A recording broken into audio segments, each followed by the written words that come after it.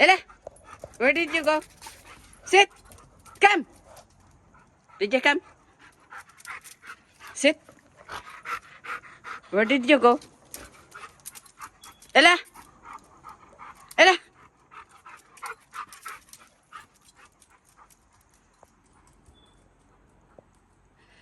Ang kulit. Buksan natin yung gate kasi lumabas yung lovely kong aso. Babalik naman yun mag-isa. Makulit talaga to eh.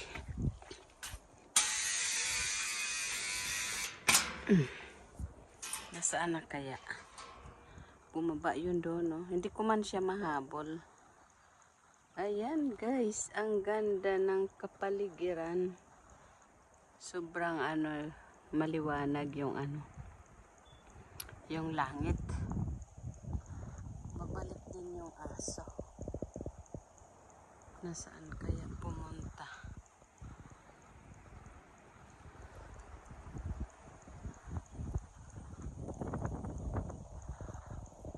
Ganda, no?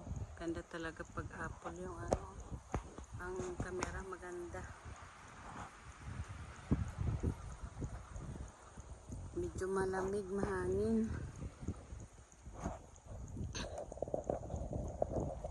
Ayan, sa ng amo ko. Yes. Very refreshing air dito, guys.